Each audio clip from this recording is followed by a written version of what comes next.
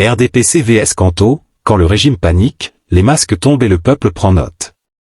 Quand le tam-tam commence à battre sans cérémonie, c'est que le village brûle et que les anciens ne dorment plus. Mes chers compatriotes, ce qui s'est passé récemment n'est pas un simple fait divers politique. Non. C'est un aveu brutal, un cri désespéré d'un régime qui sent la fin approcher comme une pluie de saison qu'on ne peut plus éviter, même en courant. Le docteur Apollinaire Occo vient de frapper là où ça fait mal. Et pas avec des insultes ou des injures comme dans les débats de Carrefour. Non. Il a sorti le scalpel constitutionnel pour ouvrir à vif les tripes du système. Et ce qu'on y trouve, mes frères, ce n'est pas du bon endolé, c'est des manipulations électorales à ciel ouvert, des déclarations dangereuses, et surtout, un ministre devenu prophète improvisé des résultats de 2025. Le ministre Grégoire Owona, digne chef d'orchestre du RDPC version « On fait comme on veut », a osé affirmer que Maurice Kanto ne sera pas candidat en 2025. Oui, vous avez bien entendu. Il a parlé comme si Elecam, la soi-disant autorité indépendante, était déjà dans sa poche de costume froissé.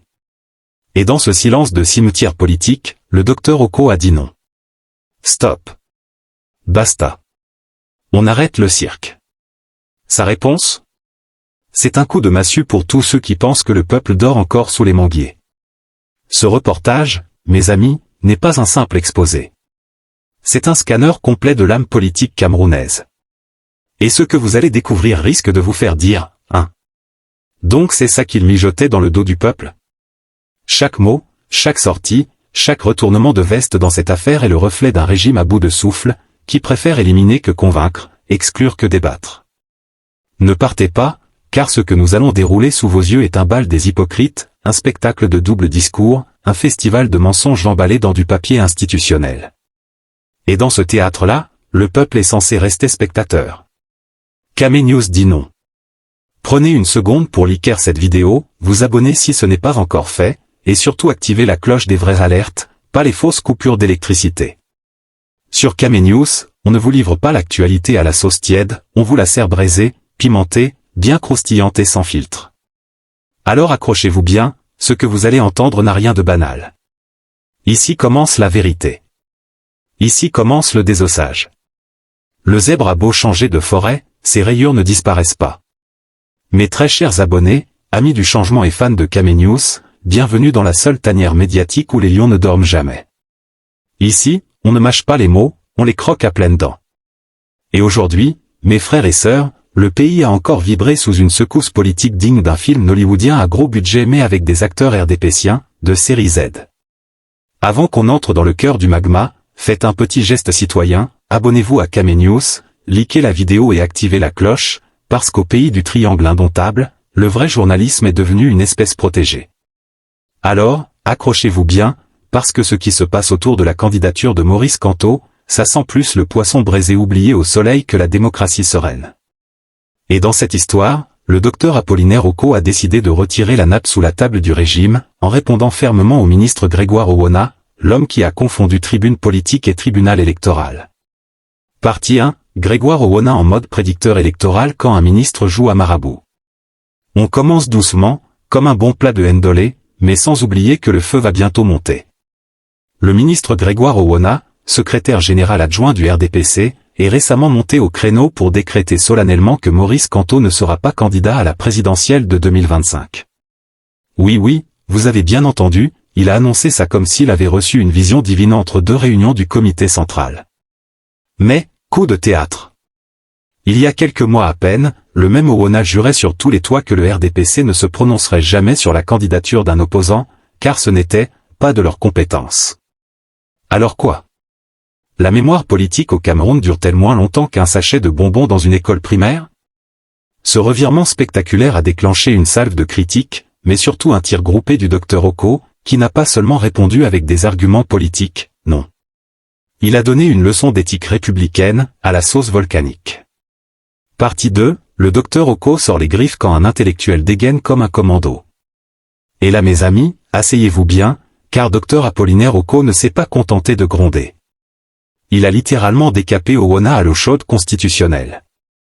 Il commence par une phrase mémorable, parvenue au crépuscule de sa triste histoire. Ah oui, le ton est donné.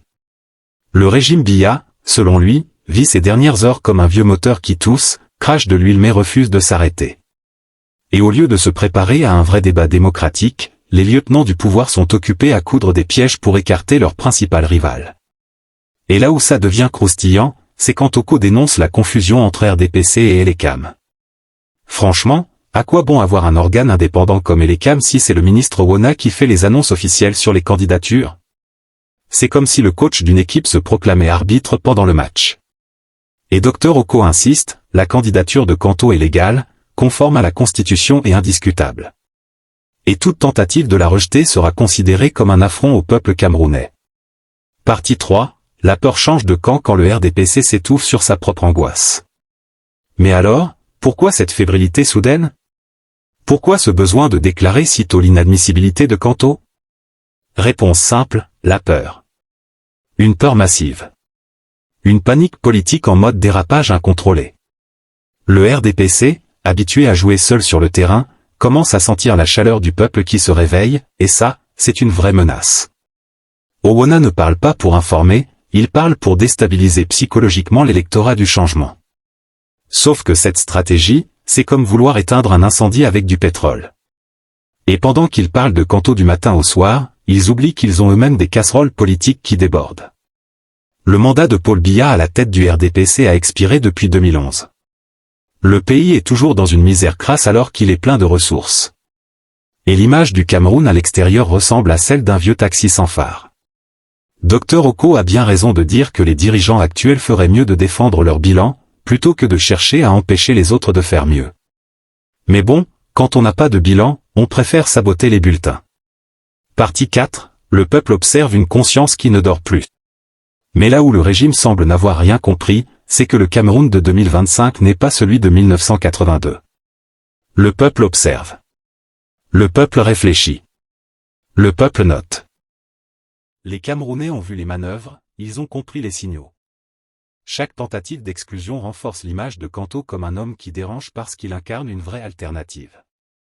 Et les Camerounais, qu'ils soient au marché Mokolo, à Bonamoussadi, à Garoua ou dans le bus pour Bafoussam, en ont marre de tourner en rond avec les mêmes têtes, les mêmes discours, et les mêmes promesses recyclées.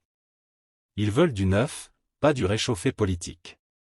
Ils veulent la justice, la transparence, et surtout le droit de choisir leurs dirigeants sans qu'un ministre zélé ne vienne jouer au destin.